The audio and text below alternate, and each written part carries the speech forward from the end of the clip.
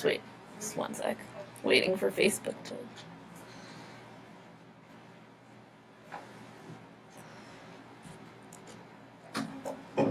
Okay, go for it.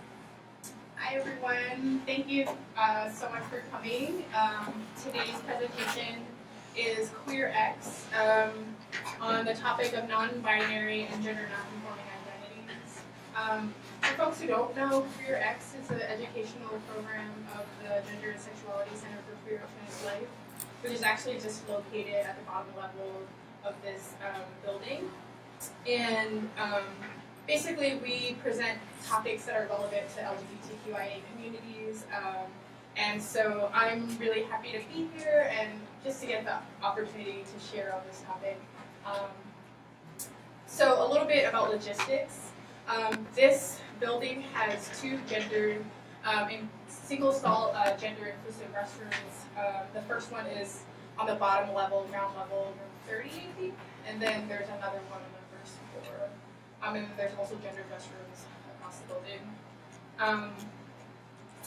I thought it'd be really nice to kind of just start with a definition of what gender nonconforming is and non-binary is.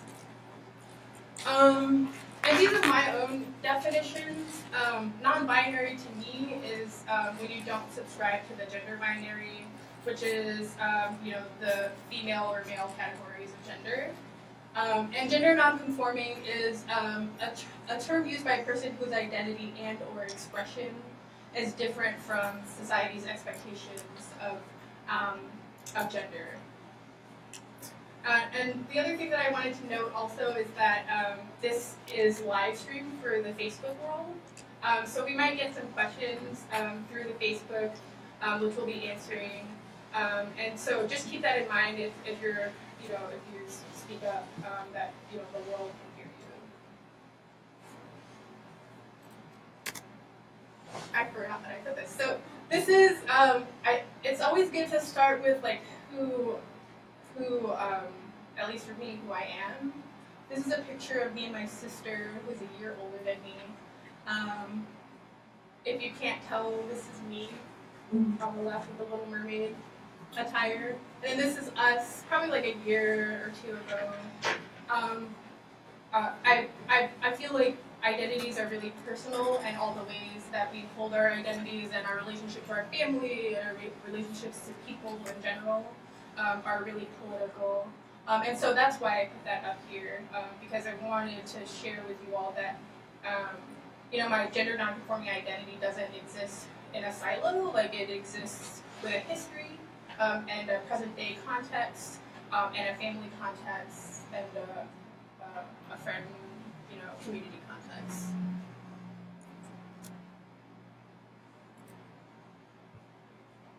This is a picture of my grandma and her kids in a refugee camp in Thailand. And so I come from a family of immigrants. My grandmother immigrated here to the U.S. in the 70s. There was a genocide that happened in our country in which more than 2 million people died, including my own family members. My grandfather died from starvation as a direct result of the powers then. And so I just wanted to share a video that I'm really lucky to have access to. Oh, you don't need to see my messages, sorry. And there's just some like ambient music in the background, sort of cheesy, so feel free to tune it out.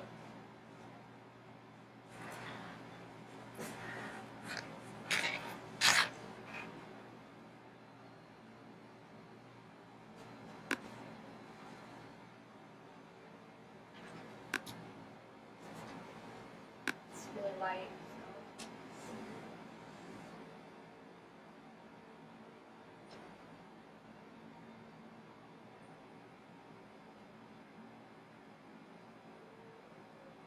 So this is footage that my grandmother's sponsor filmed.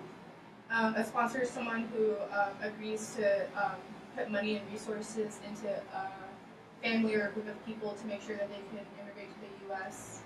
And they have the capacity to do so. So this is taken in the early 1970s or mid 1970s. This is a refugee camp in Thailand.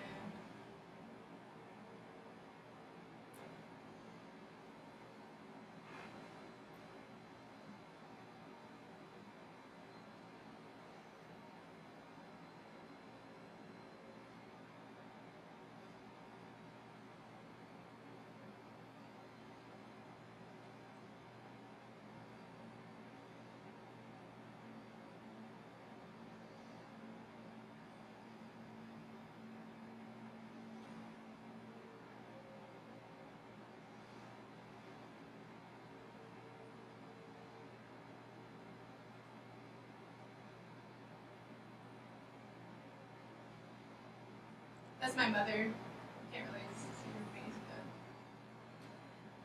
And that's my uncle dancing better than I can on the right.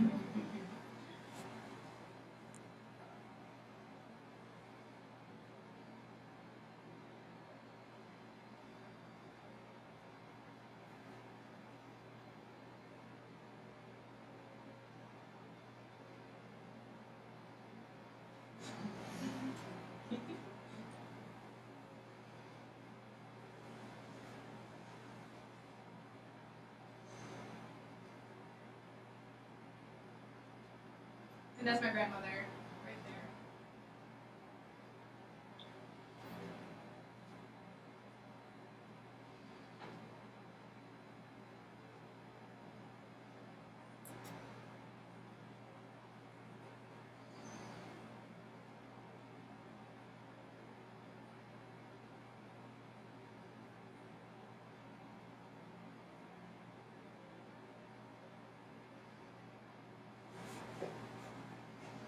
I guess that's 1980s.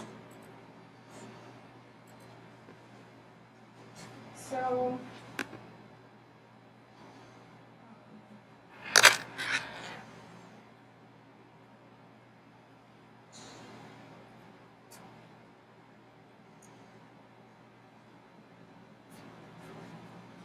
Oh gosh, I'm not tech savvy.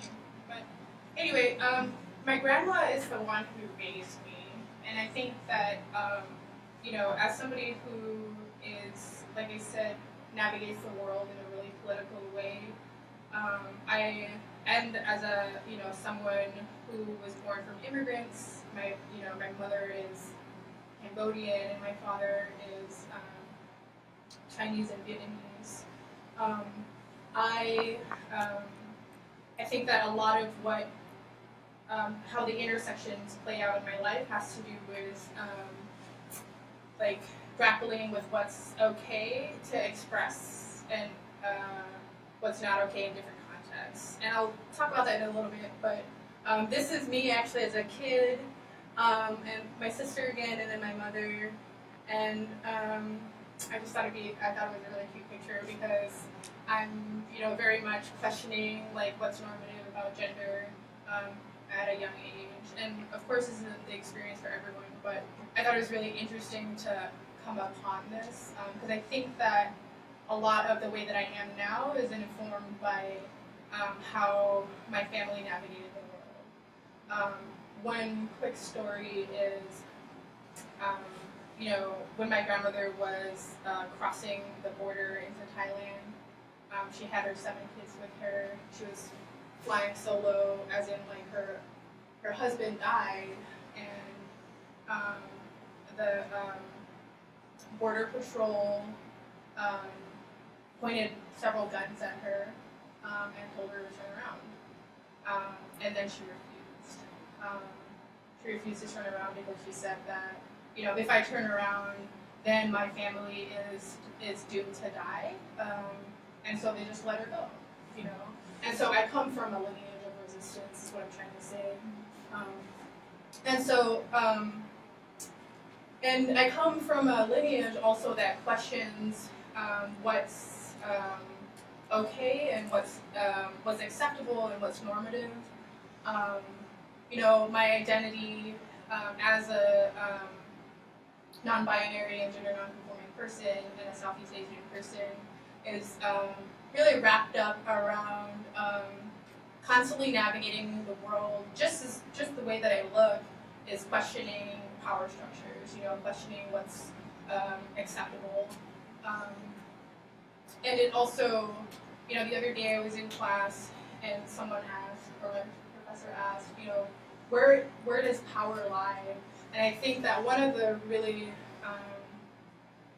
significant ways or places that power lies is in our bodies and in the way that we present ourselves to the world. And so,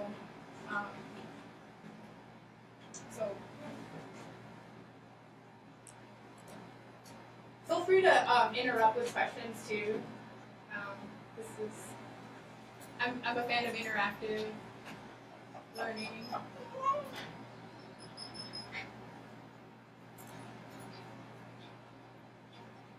This is a picture of my aunt, Tita, named after my grandma, and this is me. And so, like I said, the way that I navigate the world is an expression, a political expression, and it's also an expression of power dynamics. And to me, when we live in a world that's like very cis-normative, so which means that structures and curriculum and everything in between is built around this idea that trans people don't exist, that non-binary people don't exist. And so the way that I present to the world is in itself an act of disruption. And so, I think I'll talk about this later, but my aunt, one way that she disrupts and how that legacy plays out in my life is, when you're responding to someone and you're a boy, you say hot, and when you're responding to someone who's an elder, and you're a girl, you say ja. And so there's really in that language, there's really no space for someone like me. But one way that my aunt disrupts, for example, is she'll say bye, even though she's a woman. So, and I think that that's also not unique to the Southeast Asian or the Cambodian experience. I think that languages shift over time and languages are flexible and they're not they can be worked with, they don't have to be aggressive. So another way that these compromises show up is in religion, for me at least. I'm Buddhist and I grew up in a Buddhist household. And I remember going to temple with my grandma, and that was a really important experience for me to be amongst other people who were trying to figure out how to survive and how to hold on to their culture. And so sometimes I'll go to a temple here in Minnesota, actually, which is the largest Buddhist temple, I think, in the country. And one thing that really came to light for me as a gender nonconforming Cambodian Buddhist person is this idea of having to compromise myself internally. And so I'll go to temple, and I remember the first time I went, it was it was full of people practicing, and I was the only gender nonconforming person there. And I think that, I guess the reason why I'm sharing this is because I think a lot of the narrative around like LGBTQIA experience is based on this notion that the normative or it's a white issue, right? It's an issue or it's an identity that's held in whiteness, and that these other experiences like this one doesn't exist or don't exist. And so it's just something to keep in mind, you know, and yeah, I mean, I think that there's a lot of things in my Cambodian culture, for example, that ask me to dress a certain way, but it doesn't. It comes against my expectations and my personal expectations or desires around dress and performance as a non-binary person. And then I also already talked about language, but my aunt called me the other day, and she was like really excited to ask me a question that my little cousin was curious about. And my little cousin, who's in her early teens, was like, well, my family is many of my family members know that I'm gender non-conforming and non-binary, and they're really trying to like incorporate that into their life and respect that. And my little cousin was curious about how to refer to me, because in the Cambodian language, there's Ming, which is aunt, and then there's Bu, which is uncle, and then there's me, right? And I didn't have an answer, you know, and I think that's just another thing to keep in mind. I don't have an answer to it. And this is really one of the most pivotal moments in my life, actually. I had the privilege to visit Long Beach, which is my home city, after about 10 years of not being there. And got to see family members that I hadn't seen in that long. One of them was my great-grandmother on my father's side. And so I was like really nervous because of my gender performance, and I was, you know, afraid of how that would conflict with my great-grandmother's expectations of who I would be. You know, she remembers me from when I was younger and conforming to gender expectations. And as you can see, it was like not a big deal. I saw her, and you know, we sat next to each other, and she put her hand on my thigh. In my mind, that was an expression of like, I love you as you are. And you know, in Cambodian culture, if you're Buddhist, one thing that you do is you tie a red string. You know, elders will tie it around your wrist or other parts of your body, like your waist, and that string is to protect you and to give you good luck. And so she did that for me. You know, she had like probably like floor that she got from the temple that was blessed by monks, and so I was, you know, honored to receive that. So it really just shook my understanding of how much compromise actually is necessary with my identities. Like maybe it's not so much compromise as it is I don't know, fearlessness or being unapologetic.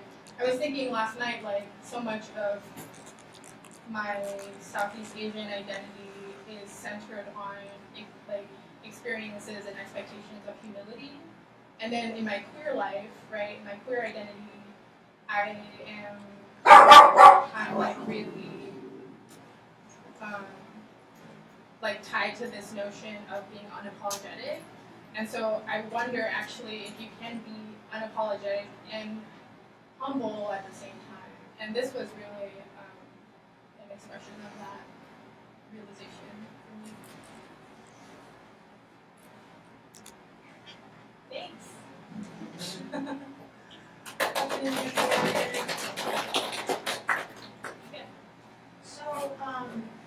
So do you ever feel any pressure to conform to Western standards of gender queerness?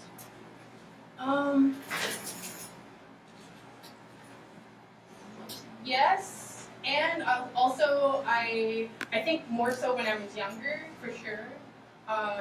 Especially when I was like sharing about my anxiety about seeing my great grandmother. I think part of that has to do with that fear of, or that feeling like I needed to conform.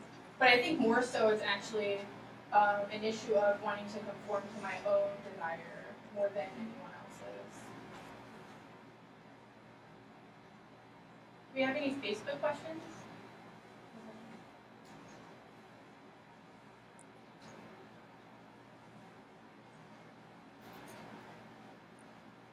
Yeah. I'm kind of just curious, does it, you said you kind of live your life, so like you said, political, in a political way. Do you feel like burnt out at all? Like, are there times when you feel like you extra need self-care, or kind of like how do you manage that balance? Like, as someone who tries to, like, I'm trying to be more politically engaged, but I recognize for me that sometimes feels just like that can be weight. So I'm just wondering how you manage that. Okay, so the question is it exhausting or to be constantly political in my body and navigating the world, and how do I manage that? I think it is, especially in a world where, like I said, the normative understanding of how things should be is cis, and the normative expectation of how our society should cater to the world is that trans people or gender nonconforming people don't exist, and so in that way it is exhausting. It's actually not. It's not tiring to be who I am. To be this, to express myself the way I do, and to hold on to my identity the way that I do. But it is exhausting to get the pushback. And I think the pushback comes from interpersonal interactions, from systemic structures, like bathrooms being non-existent for people like me, or from spaces not having, or buildings not having spaces carved out for meditation. There's a lot of different ways that it's not me that's exhausted from being myself, it's me being exhausted from the world being the way that it is. Yeah. And so self-care, I don't know, I think it comes in like meeting other people who are like-minded and there's more. We have 2 Facebook questions. Sure. Okay, the first one is from someone hailing from Long Beach, my hometown. And it says, thanks for sharing and creating this platform. I wanted to ask, given the many identities you hold and the expectations that come with it, also knowing your challenging normative culture, is there any one identity you feel is prioritized or non-negotiable when you interact in these different spaces and how you're doing this? Dang.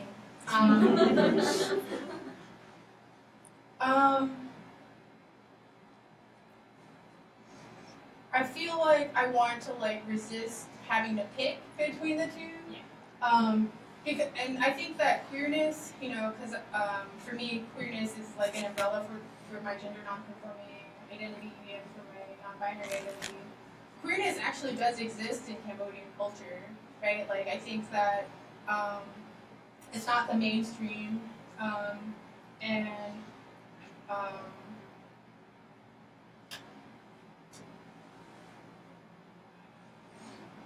hey, this was just not for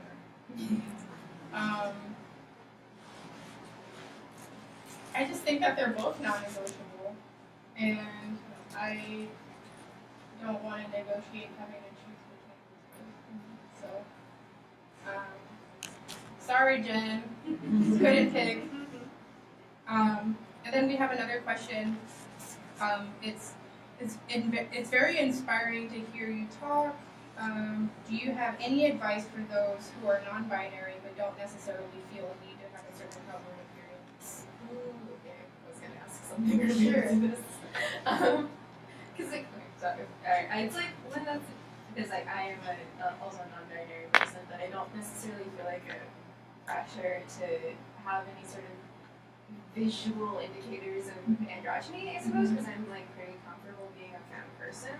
But then there's also like this idea that if I'm presenting as femme, people are going to assume that I'm a girl, and it's like that's not the case. So it's like I don't know if there's any way to like be able to be in a space with people and be able to be like to just right off the bat people like are able to be like, yep, or like I don't know, just like being open with your identity and being able to identify yourself without having to feel pressure to like outwardly express that in a way that is like non-conforming, I suppose. Sure, yeah, that's a great question. And I think that someone who's gender non-conforming they don't have to live a certain way. You know, I express myself in androgynous ways, but that doesn't mean that I'm gender non-conforming, you know? And so I think that the expectation really ought not to be on the person who's gender non-conforming, but rather everyone else who is making assumptions about that person. And so advice for the person who's non-binary but doesn't necessarily feel a need to have a certain outward appearance.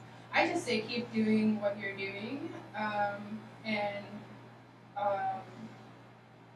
hopefully there's people in your life who can support that part of your identity, and hopefully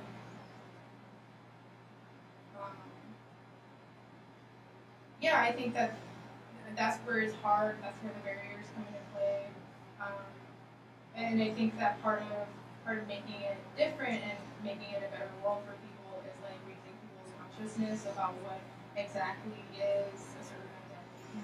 Because so much of where oppression happens is when there's like assumptions being made about someone. So yeah, just to clarify, non-binary or gender non-conforming person should look like any person. Like they don't have to subscribe to any physical appearance or, you know, outward expression.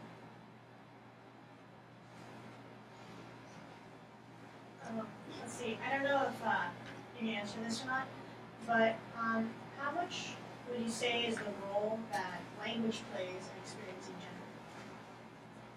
The role that language plays in experiencing gender.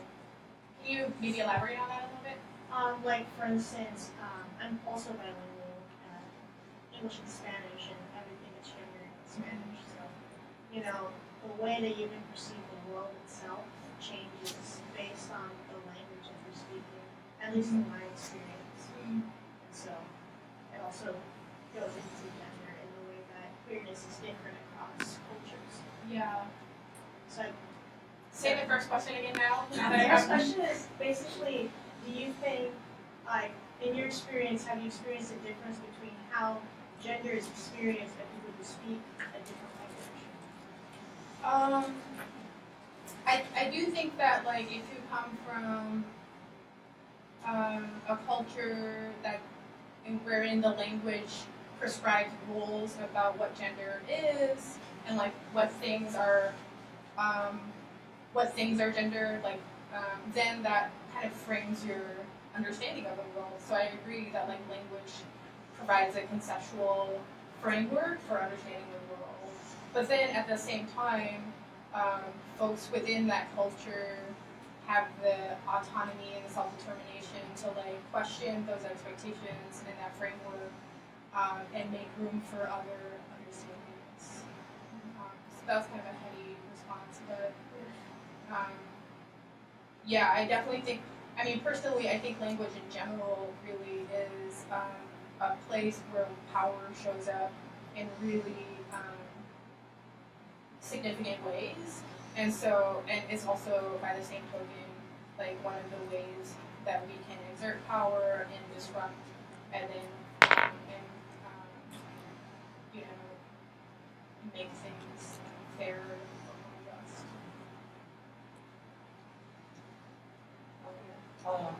I guess I was relating to this compromising we do and about gender nonconforming and gender identities in our own spiritual and ethnic communities. Which I think mostly is like the heteronormative Western paradigm that oppress our communities in those ways. Have you found like a queer haven in the Southeast Asian community, and like how do you maneuver that like conversation within the broader community? Yeah, that's a really good question. I haven't, and I think part of that is because I'm in Minnesota. And you know, I grew up in Long Beach, which is the highest, has the highest population of Cambodian people, and I know that queers and gender nonconforming people exist, and non-binary people exist in the Cambodian diaspora, and so I haven't found it, but I'm confident that it exists, and I think,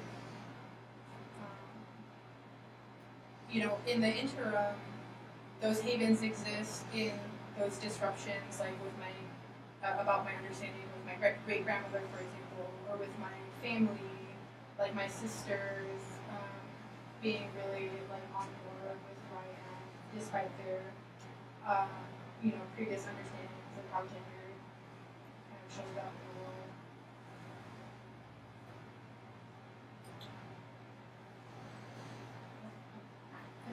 I guess something else like just related to like family engagement stuff is there any sort of advice you would give for beginning a conversation with someone, like with someone in like your family about like opening them up to like the idea of like non-binary genders or like trans identities that I ignorance really.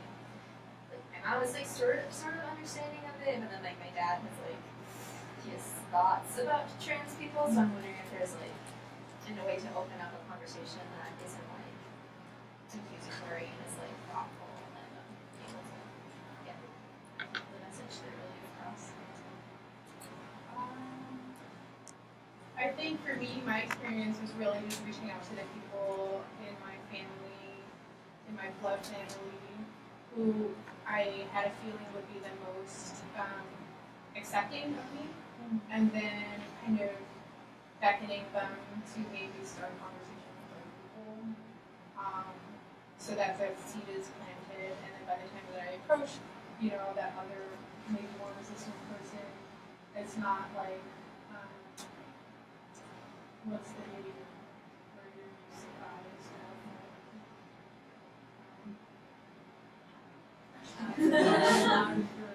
out of the blue, yeah. Yeah, I think that that's kind of, and I also think that like, you know, this notion of coming out is different for different people, and sometimes coming out is not like, safe or actually not even the right person wants. You know, it's just really pressure to like feel like you have to come out because it's like I'm not planning on not being non-binary anytime soon, so it's like that's I don't know. I don't want to have to like hide those like parts of my identity in order to like be someone else, and so I'm not trying to like begin that conversation. I suppose in a way that feels safe.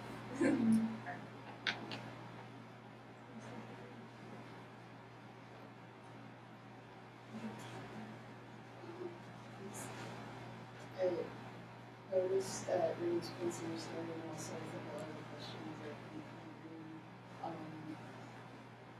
some things around internalized oppression and just wondering about like what straight people can do or people still find spaces that conversations around questions and abilities or spaces to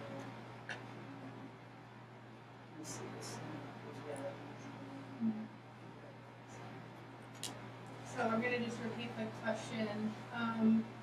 It's about, some of the themes that came up in the presentation and in the Q&A is centered around internalized oppression and how do we, what are some of the strategies for working with that and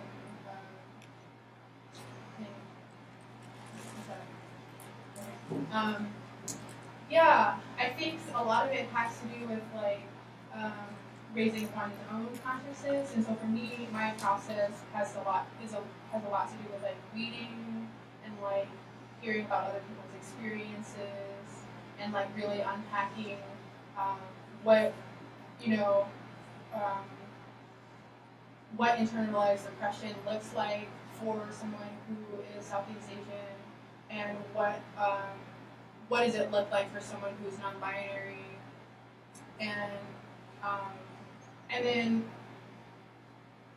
I think just learning from other people about how internalized oppression doesn't have to be something that is a part of our lives. I certainly grew up, especially when you grow up with experiences of oppression where someone's your identity is less than, right? Or someone's bullying you because of your ethnicity, or your day-to-day experiences is someone misgendering you. It's really easy to fall into the trap of internalized oppression. And so I think to counter that, a lot of it has to do with finding community and finding people who really appreciate you as you are. Anyone else have any?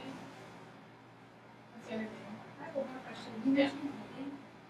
Is there anything that you've read that you found to be particularly significant? Around internalized oppression? Yes. When I say reading, I think more about other people's experiences, people who look like me, who don't,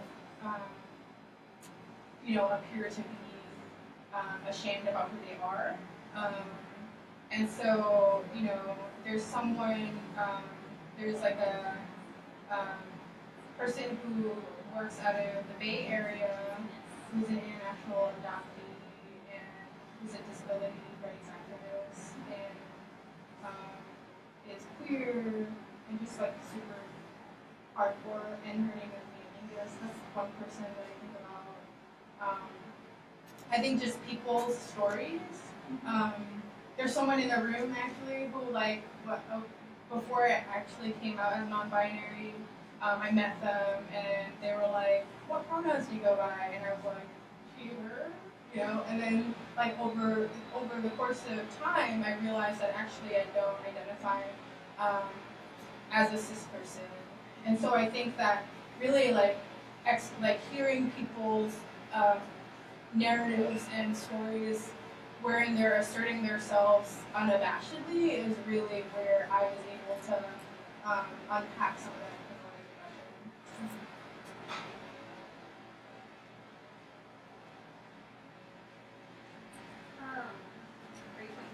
Well, you and then. Oh, okay. Do you have things that you wish that cisgender people would do to help dismantle gender binary and or to help create more space for you to feel like you can bring as much of yourself as you want to your community or things like that? Yeah, I think that's a really great question because oftentimes it takes a person who holds that identity to really be able to respect it, and so cis people can be really disappointing sometimes. And so I think that there's a lot of ways that would really, there's a lot of things that can happen, right? One thing, for example, is physical space is so important because it really says a lot about who we care about. And so, naturally, one thing that comes up a lot for non-binary people and trans people in general is this idea of restrictions, right, or facilities. And so that's one way where, if we can make facilities more accessible to people of all different identities, then that's a real tangible way to help disrupt this the oppressions that we face. And then doing away with this whole concept of gender in general is really appealing to me. And I think that one way that it becomes a problem, or one way that it shows up a lot, is like where we just ask about it. And I think that something that I'm trying to do is like really interrogate when I'm asking someone's gender and whether that's necessary.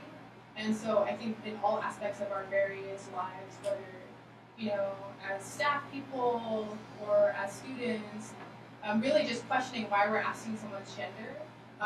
And if there's no substantive answer for that, then not asking the question is a next step. But there's a lot of literature on that I can't recall off the top of my head. How do you navigate being non-binary and professional? That's a great Good question. Maybe other people can share some of their insight, but at least for me, it's really difficult navigating that. I didn't come out in my previous workplace ever because of fear of retaliation. And just like, once you state something that you need and then that need is not met, it's almost more frustrating. And so, I guess, I have a job right now, and I was able to share my gender identity and have it be welcomed in a lot of ways. But then institutionally, it's, I'm still disappointed my identity not being reflected. But when I've gone to interviews, for example, I've asked, so just so you know, I'm a non-binary person. I use they, them pronouns. I'm not female or male. So I wonder how you will support me institutionally and in the workplace. And so that's one way that I've tried to, that I've navigated the work world.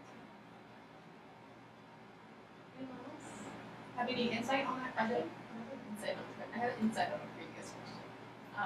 We were talking about opportunity for like safe spaces and like being able to like internalize like oppression and like just having a space to talk about those things.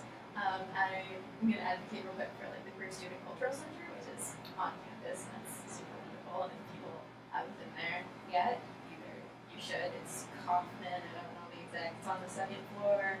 It's kind of like in like a alcove almost. It's like a side hallway, but like the main goal of like that space is to be as safe a space as possible for people. And I personally have a really positive experience just being able to just like go in there whenever I want and like just you can like sit down and like have a chat with people. You can take a nap. You can do homework. They have like groups, like little meetup groups that happen every day. Like actually, specifically at 5 today, like from 5 to 6:30, there's Tranarchy, which is for trans and non-binary, just like cis-identified people. And even if you don't necessarily like identify with the identity, but like represent, people are still encouraged as like allies to sit down and participate in groups. There's groups for like ace-identified people and queer women and queer men and queer people of color and like neurodivergent queer people. And so I'm just gonna advocate for that space real quick because I think it does a really good job, and really good, but like really difficult job of cultivating a safe, as safe a space as possible on campus for people. So yeah, just a little note of those principles. QNCC is a place to go. It's a good place. I think. My question would have been related to the question about like talking to your family, and when I was curious about for your experience, like what was like the length of time around that. So I think sometimes we can feel like we really we want to be able to have one conversation with our family and then cool, now they're accepting and that's how long, and then or if I ask a family member to have a conversation with another family member, hopefully by next week we'll be but so I'm just curious about your experience with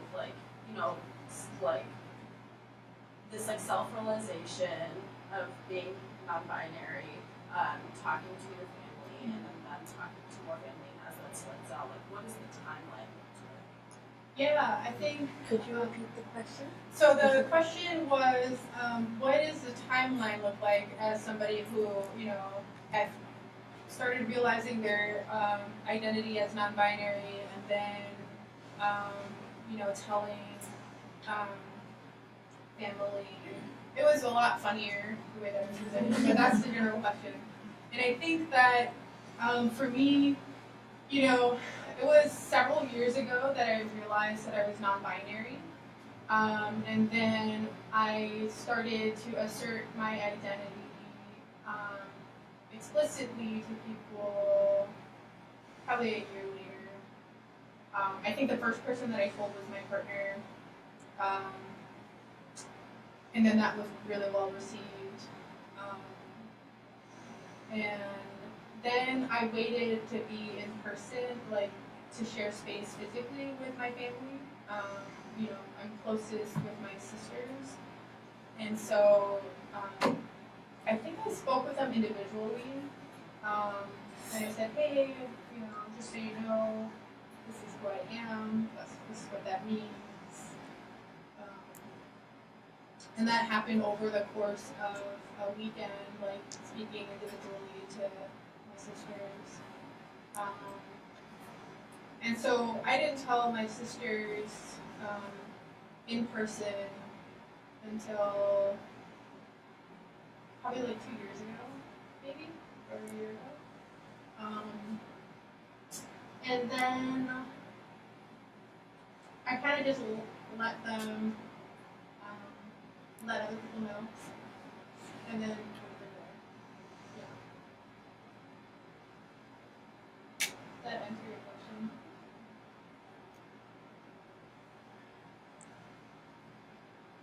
Any other burning questions?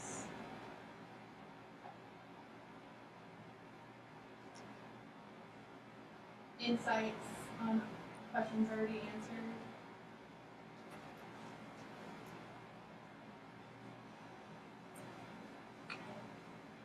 I'm wondering if you could speak a little bit about pronouns, if you'd be willing to. I have experienced that cis people are really concerned about the discomfort around asking people pronouns. And if you could just speak personally, do you like being asked pronouns? Is that something that you like to do in groups that you're in? Do you have anything to say to cis people who are feeling uncomfortable around doing that? Yeah, pronouns are really a big part of my non-binary experience for me. Not every non-binary person uses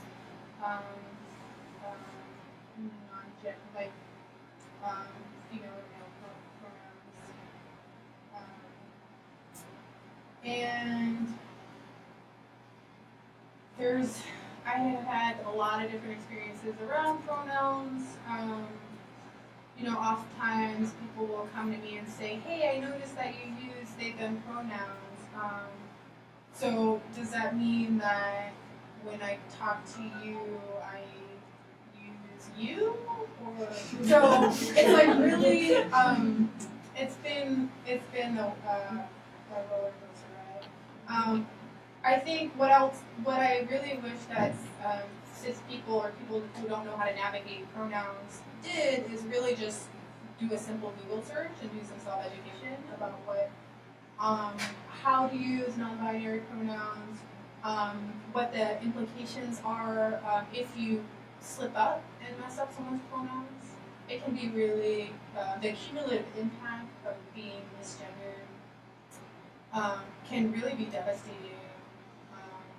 As somebody who works at the GSC, I get I hear a lot of narratives about how it can really it push someone to feel like they need to leave the university, for example. So there are really real consequences to misgendering someone. And I think the takeaway for that is that when someone asserts their pronouns to you and you don't get it right, what it's really saying is that you don't acknowledge their existence. And it sounds like really dramatic, but it's true, right? If someone is telling you that they are non-binary and they don't subscribe to, for at least for myself, I don't use she, her pronouns, and use she, me, right? You're telling me that you don't see me as who I'm telling you I am. And so that's really, and when that happens over and over again, which is often happens for people who don't subscribe to gender expectations, it can be really, painful. One piece of literature that I really like to reference a lot is the Trans Ally Workbook, and it's put out by Think Again something or other, and it speaks to exactly what I'm trying to share, but in more depth. Yeah.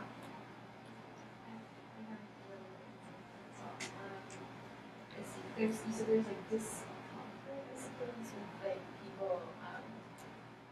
with people wondering whether or not to ask pronouns. I highly encourage people who are cis to be uncomfortable. Like, it's not gonna be easy, but as you get, like, even as a non-cis person, I'm uncomfortable with asking people pronouns because it's scary. It's putting yourself out there. It's like not a normal thing that people do, but when people keep doing it, that uncomfortableness just turns into that will hopefully turn into comfortableness, and then it becomes a normal thing for people. And then I think also like a good piece of advice is like just if someone does assert their like gender and their pronouns to you, like listen to them, and if you do get it wrong, which like as if which is bound to happen because people forget, like don't be overly apologetic if someone corrects you, like just like say sorry, correct yourself, move on, or like if there's like a point in like a conversation or whatever where you are referring to the other person and you haven't asked them yet, just like take a moment to pause and ask someone, even if like I don't know, I guess you're like pretty confident about whatever their pronouns might be. There is no actual way of knowing, so it's just nice to like take that moment of pause and like ask someone and like to hear it from that person. Yeah. Overall. I like to talk about consent. Sorry, I got very trying to piggyback on that and just say like I like to talk about consent with people. Like, do you want to be misgendering people like without their consent? So sometimes when people have like a framework for consent, or sometimes that can be a buzzword even, like to get people to just shift their mindset around it. That's all. I was going to put a little bit more insight into this beyond the 101, which is, so first when someone tells you their pronoun, that follows into everything. So if you're, talking to someone else about this person, and then you misgender them in that conversation, even though that person isn't even there and they won't even know about it, that's still an issue. And then also, on top of that, you also have to be aware of outing people, because sometimes people only claim out to you, so you should probably ask them if you want to continue, if they want you to continue using that pronoun for all of the rest of the conversation, right? You don't want to accidentally out somebody who's not ready to be out to the whole world. And on that same note, when you're asking, you may be in a group and you're like, hey everybody, tell us your pronouns. You might be also pressuring somebody to out themselves, and so now they feel very uncomfortable if they're next to somebody that they don't want to be out with. And so pro tip would be lead with your own pronouns, be like, this is my name, these are my pronouns, and that would prompt somebody to also follow their name and pronouns. And if they really don't want to do it, you didn't ask them specifically to say their pronouns, so they won't say them, right? So yeah, that's also something that like even just encouraging cis people to like use their own pronouns and like it becomes a normalized thing. That's definitely just gonna add to that, I found some ways to ask to that make clear that we're asking this for a reason, and also give people a space to say, I choose not to use pronouns, or, in this context, it is this one that I'm using it, so like, for sharing it up. And one of the things that I've experienced is that sometimes I hear people ask use pronouns as opposed to showing your opinions if you want, or to use a pronoun in specific comments. Like, those little things can be an extent if you're thinking about it, that's it.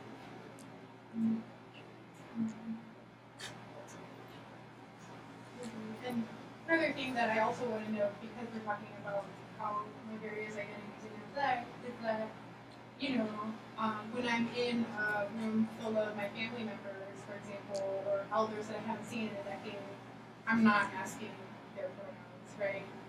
And so that's real too. And I think that, you know, some ways to like navigate that for me has been to like, you know, my sister will be in the room. So when she talks about me, she'll refer to me in ways where I'm not, you know, where she's not she, for lack of a better word. And so, I don't have like an answer to that, but you know, these conversations about sharing our pronouns are like really important, and they're highly contextual. I guess disrupt when you can, but then like also disrupt with, or don't disrupt when it's like really just not appropriate, you know, or not culturally responsive. So I think we're out of time. But thank you all so much for that, asking questions and keeping it light for me. And also one last thing. This video has been live streamed, and we'll be captioning it and then uploading it to YouTube. So it's also available for use that way too.